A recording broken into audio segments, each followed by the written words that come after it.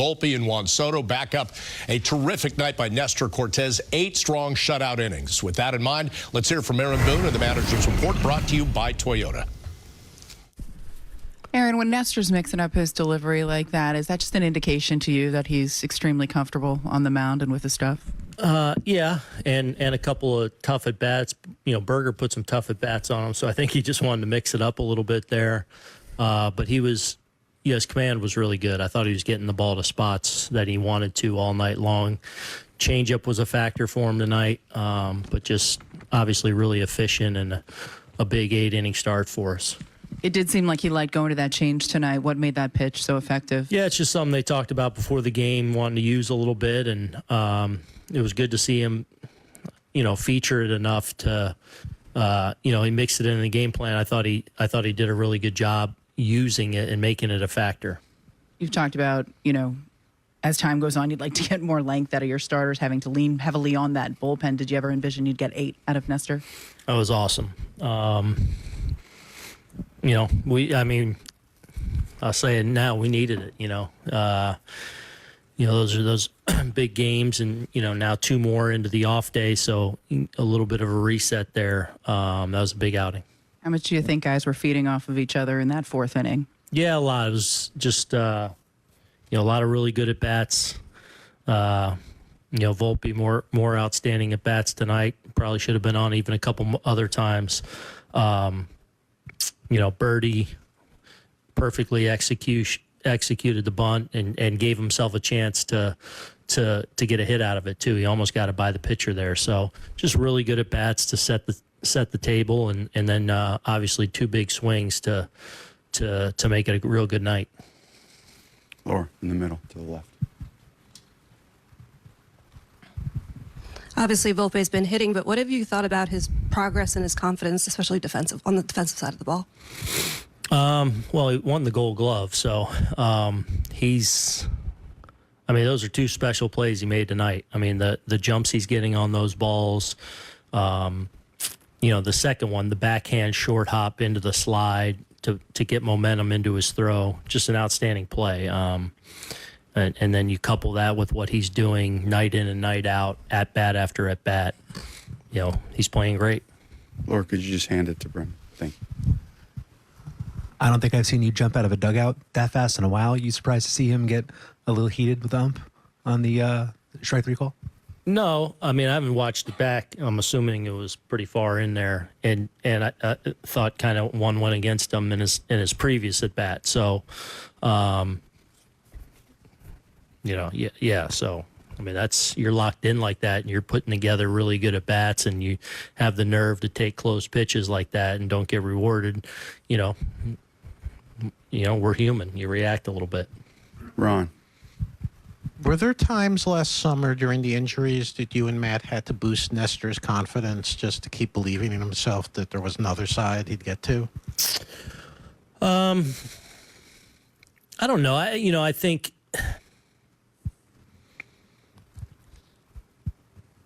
I'm sure we had conversations like that with him, but the one thing with Nestor, if he's healthy and going, I don't worry about his confidence. Like, he can, he knows he's good, and he's now had success in this league. Extended success there for a couple years as a starter. He just couldn't recover last year, and in between starts, and then he'd have a decent start and kind of run out of gas a little bit and just have a hard time recovering in between. So he couldn't really work on things. The biggest thing for Nestor is just, I think really selling out and committing to the things he had to do to get himself ready. And it started at the back half of last year when he was rehabbing and coming back all the way to getting on the mound there. And I think October he threw a bullpen. And then before taking some time off and then ramping back up properly, he's done a really good job with just his daily commitment to doing everything to be healthy and to build properly. I know he won the Gold Glove last year, but even just now in the early going, have you seen improvements and strides from Anthony in the field? I felt like I was watching a Gold Glover last year. So has he improved? I don't know. He's a the Gold Glove shortstop in the American League. Like, sure, I hope he continues to get a little bit better all the time, but I mean, I watched that all year last year. Randy.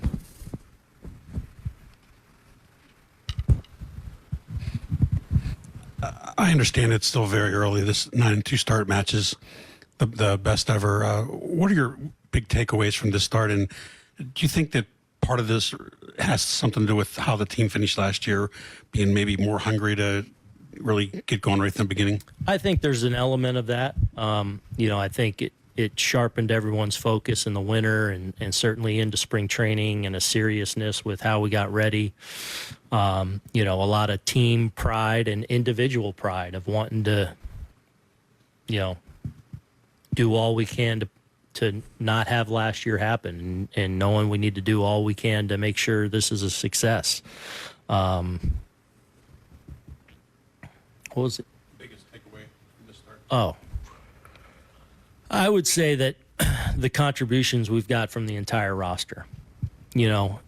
I feel like we've been a solid offense night in, night out. That said, we don't have everyone going off right now at the plate necessarily. I feel like we've been solid on defense and made really important defensive plays and winning moments. We've done a pretty good job on the bases. Our starters, prior to tonight, we haven't got a ton of length necessarily yet, but by and large, they've done a really good job of giving us a chance to win every night. And then different guys have been able to step up too in the bullpen. So it's been a little bit of everyone that's allowed us to get off to this start. But I'll echo what you said. It's 11 games in. We got a long way to go. Juan, you guys made quick work of the Marlins tonight. Big inning, 6 runs for you guys, 3-run shot by Anthony Volpe. It seemed like good at bat after good at bat. How contagious is the hitting in an inning like that when you're passing the baton? I mean, it's great. I think we did a great job since the first inning. Get him in deep counts and doing another job. I think we did a amazing job. I mean, you can see Luzardo, he was already breathing hard in the 3rd inning, so we got it on the ropes, and thanks God in the 4th we got a couple runs. 3-run shot for you. You're first here at Yankee Stadium. Overall, what have you thought of the reception of the fans out there in right field? It seems like they love you already. It's great. It's great. They've been enjoying the game as much as I do, and I'm more than happy to hear all those cheers and everything. I mean, they coming out every day since I've been here, and it's incredible. You're a guy that typically uses all fields, but knowing the short porch in right field, do you see yourself trying to go out to right more often here at home? Not at all. I mean, you see in the first at bat, in the second at bat, I went opposite field. I'm going to keep trying to do the same thing going opposite field, and if anything hanging and I pull it, it is what it is, but at the end of the day, I'm trying to go where the ball is at. Strong outing for Nestor Cortes. What impressed you most about what he was doing out there? I mean, it's incredible. I mean, what he's been doing is great since day one. He's our ace right now, and he's been doing a great job as that is. You've been enjoying wearing pinstripes? Yeah, definitely. I mean, it's been really fun to play here. Juan, thanks for the time. Thank you. And we were talking about this during the commercial break, just the mixture of pitches. This is as much a mix of pitches, Bob, as I think we've seen from Cortes in a while. You can see he did love the changeup, too. Got 3 strikeouts with it. Let's hear from Nestor Cortes post-game about his outing. Nestor, you seemed locked in from early on. Just what did you feel like was really working for you that allowed you to get into that type of rhythm? I thought the changeup was really good tonight throughout the whole game. The cutter was really pinpoint for me today. I think that's what kind of got me over the top. My velo was a little down, but I feel like the cutter was in a good spot. And I was throwing it into good places, so that's kind of what got me through. Aaron mentioned that changeup and how that was part of the game plan going in. What was it about that pitch that you thought would play well against Marlins hitters? Yeah, these guys have big swings, so it felt like there was a couple guys in there that I was able to throw the changeup to, and I got into counts where I was able to throw it, and I executed really well. I think that was the biggest thing today. Executing the changeup down and away was pinpoint, so it was good. What's it like to be on the mound when you get a boost from the offense to the tune of 6 runs there in that 4th inning? Yeah, that was fun. When you're out there and you're giving guys zeros and you just keep them in the game long enough for them to explode like that. You know, that's what you hope for as a starting pitcher. So the fact that we were able to get 6 runs there was awesome. How much pride do you personally take in being able to spell the bullpen a little bit with a longer outing? Yeah, I mean, I knew the bullpen was a little taxed. Obviously, we brought up somebody today, but I knew I had to give him some length. 5 wasn't going to cut it. So, but honestly, going into the game, you didn't really think about that. You just try and get as many outs as you can. And thankfully, I was doing that. 9-2 start. You look at it as just a good couple weeks to start the season. Do you look at it as maybe something from last year? You guys want to make a statement after last year, new players, better team. What's your thoughts on summing up this good start you guys have had? I think it's a little combination of everything. Obviously, didn't like how we finished last year. Picking up Soto this year, adding some guys into the pen, and adding some guys in the rotation. So, like I said, a mix of everything. Played 3 really good teams out of the gates. So to be able to win those series and potentially win this one tomorrow gives us that attitude to keep going and keep winning games. You mentioned Soto. What's it like seeing him do his thing? Last 3 games, first Yankee Stadium home run tonight. Yeah, it's impressive what he does. He's so young. It looks like he's been in the league for a long time already, which he has. But it looks like he's been 10 or 12 years now.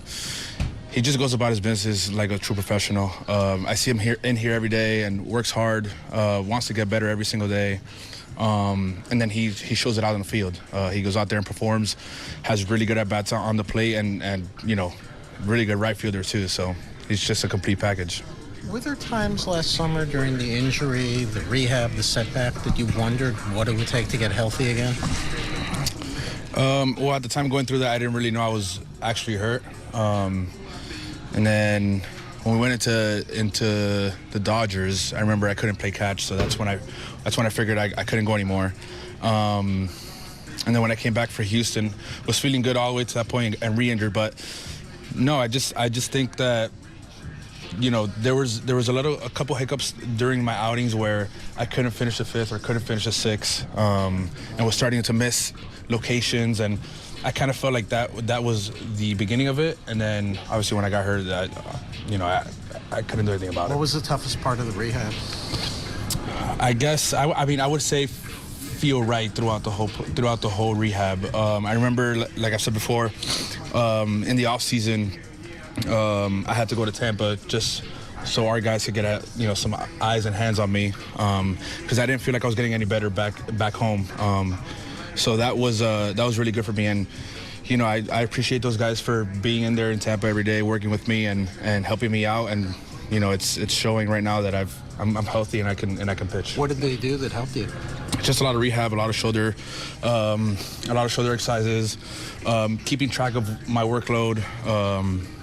Just a combination of everything. The weight room got better. The rehab with the trainers were a lot crisp, and like I said, the workload, we were just managing it day by day, and based on how I felt, it was the turning point for me. When you first went to Tampa, were you hopeful, or were you maybe fearful that they were going to tell you this is more serious than you thought? I was a little fearful, to be honest. That's why I went to Tampa. I didn't know if I was able to get over that hump. And I remember the first 2 or 3 weeks of me throwing back home, it just didn't get any better. Usually, that's how it goes, but you just got to play it out. But this was a different feeling on the shoulder. I felt like I couldn't, get loose. And that's why I decided to go to Tampa. So that was the biggest part of it. Nestor, last year, 2 years ago, you guys won 99 games. Do you think this team can be better? Is it more talented or too early to tell? I think it's a little too early to tell. We came out on a hot start. I remember that year we also did really well to the halfway point. But this team is capable of sustaining this type of play. Especially when we get Garrett back, I think it's going to boost us up another level too. So we're hopeful for that. We're excited for him to come back. I know today was his first day throwing, so we're excited. So, Nick, I don't know if you know this, but sometimes Jack has voices in his head. So I'm channeling Andy Pettit, because what inning does he say is the toughest one to get through? Andy Pettit won over 250 games. Yes, I interviewed him after his career, and he talked about the first inning, Bob, as if he was out there on the mound in that moment. He said, when I got through that first inning, all of a sudden I exhaled, and everything rolled down the hill a lot quicker and a lot better after that. And I know why you're asking that, because that's what happened with Cortez. I loved all the answers that he gave in that conversation, but the questions about the changeup are the ones that intrigued me the most, because coming into tonight, the guy had thrown his changeup twice all year. Last year, he threw it 3% of the time. But, Nick, there was something in the scouting report that told him this was a pitch to go to tonight. They executed it. They executed it to precision, and it was a really solid 8 innings. Yeah, execution was crucial. And, you know, Matty Blake, like I keep going back to this, but he was talking about him getting on the corners. And Aaron Boone said he's doing his best to give us a chance to win the ball games. I tell you what else he executed tonight was that flawless shave with that trim on the stash. Not nearly as thick up there, Nestor. We need to keep that thing growing. But I think in general, the fact that he came out tonight the way he did, with the confidence at home, we expected that. Yep. We knew he was going to go out and do that. But the fact that he threw 5 pitches, 11 changeups tonight, 3 punch-outs on his changeup. They were on the corner. Nothing was in the middle part of the plate. And he said it. His velocity was down, but even though it was down, it doesn't matter. If you're hitting the corners, making your pitches, you can still get guys out. No detail gets past Nick Switzer. I'm just saying, even it's not going to slide. Yankees with a 7-0 win and a 9-2 record now. Best records through 11 games back to the 2020 season. That's the last time they won 9 of their first 11, and again, just a handful of times. So it's a terrific start. Let's hear from Anthony Volpe about his latest, greatest outing. Anthony, you had a great view of watching Nestor go to work tonight. What kind of stood out to you about the way he was getting through that lineup? I think just how he attacked and how he attacked with all his pitches. It was fun to watch. How much pride do you take in some of those defensive plays you made tonight? No, I feel like that's my job out there. And like you were saying, Nestor grinded so hard, and you just want to back him up. What's the feeling like in that 4th inning? Obviously, you hit the 3-run shot and then Juan Soto not too long thereafter, but as guy after guy's having a quality at bat. Yeah, I think it's contagious. I think in so many ways hitting is so contagious, and you got Big G, Riz, me, Doogie, and then Birdie gets that bunt down, and Trevi walked, and I think it just stacks on top of each other. Almost sharpen your focus more when you see the guys in front of you kind of, or the other guys in the lineup continuing to get on? I don't know if you sharpen your focus, but you train for those RBI opportunities, and I think everyone has trust in each other that the next guy can get it done, so we want to come through. First home run for Juan here at the stadium. Nice reception. What's it like playing with him and watching him do his thing? Yeah, he's incredible.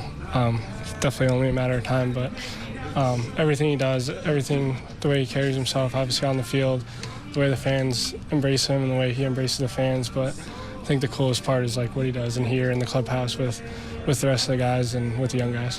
What does he do in the clubhouse? I think he just brings the energy, and we're obviously all looking towards him to see what he's doing and see how he leads by example. But I think the way he takes guys under his wing and is willing to help everyone else is what I think stands out. Anthony, what's your biggest thing that stands out from this 9-2 start for you guys? I think it's the different types of ways we can win. We can beat guys. We've obviously faced really good opponents up to this point, so be able to win a game, come from behind, win it from ahead, and have the lineup pick it up, have the bullpen pick us up, have the starters pick us up. I think it's pretty well-rounded.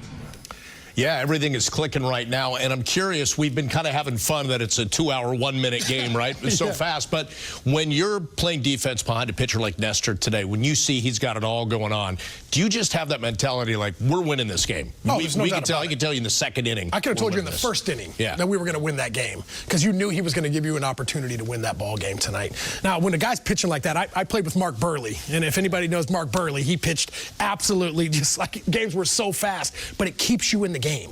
It keeps you in there. Now with the pitch clock, it really kind of makes sure guys are ready. But I think before, guys walking around the mound, you can kind of take some time off. It's really hard to kind of get yourself back in the game. But with the way Nestor was attacking the zone tonight, he kept his teammates in the game offensively as well as defensively. Yeah, there's a pace and a tempo to a baseball game, and when you do have a pitcher, which doesn't exist with the pitch clock anymore, but to Nick's point, I think of somebody like Sid Fernandez, and that's going way back, but he was really slow on the mound. Steve Traxel, really slow on the mound. You keep your defense sharp when you work quickly and effectively. And by the way, Bob, you mentioned 2 hours and 1 minute. It was the shortest game since the 2-hour game on June 12th, 1992. The Yankees lost to Cleveland 3-0. I covered that game. Charles Nagy beat the Yankees 3-0. He's a UConn pitcher. Does that bode well for the Huskies tonight? I think, yeah, I mean, it's great to see it out there. Just amazing how the crowd react. It was really cool. They really surprised me with that one. What was that entire inning like where seemingly everything was working? You scored 6 runs and put yourselves in a good position to win? I mean, we put ourselves in a good position since first inning. I mean, we have a really good at-bats against him. We make him work in every pitch that he makes. And at the end of the day, we have him on the ropes, and we didn't miss him. I think it was a teamwork that it works all over around. In what way did the crowd surprise you? I mean, how they react on the homer. I mean, I hit it pretty good. I was doubting it. I was kind of like, it's going to go, it's going to stay. But then when that ball landed and they just jump out of their seats, so it felt pretty good. Have the fans been even better than you expected in these first few home games? I'm not going to lie. I think so. They've been showing it up every day, and it's been amazing. Day in, day out. I mean, and in the entire game, that's pretty dope.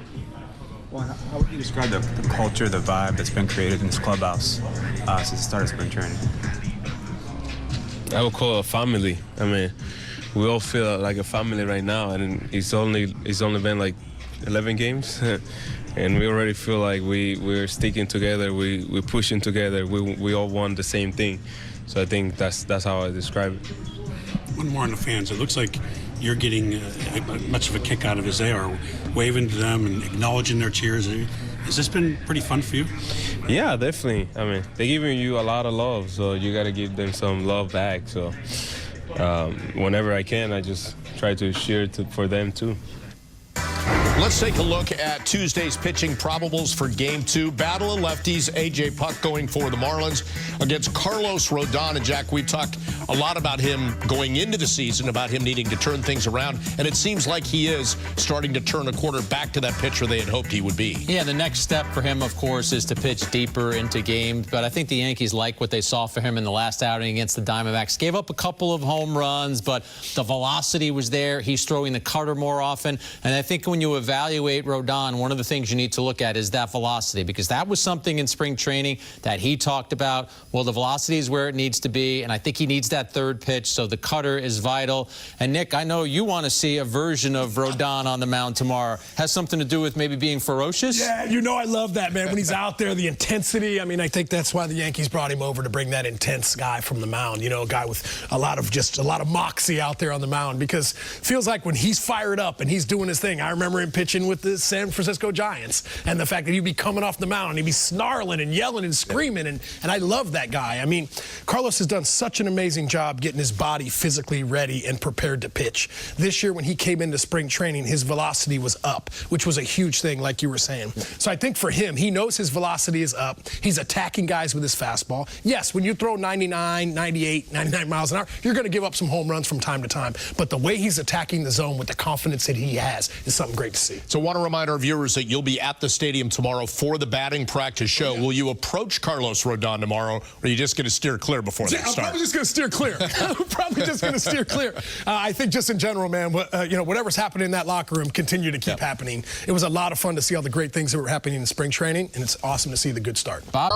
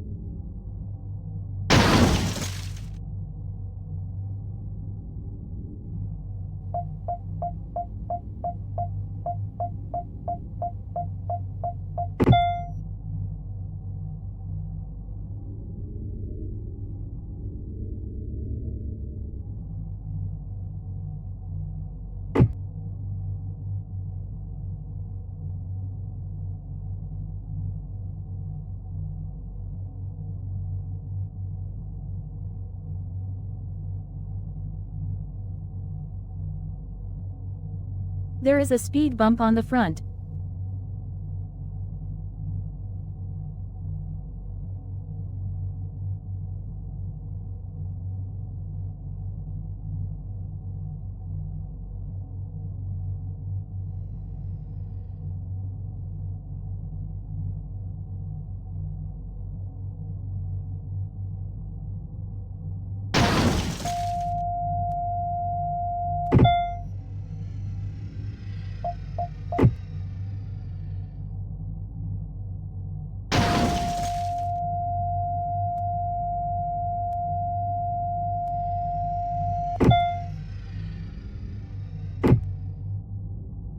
There is a speed bump on the front.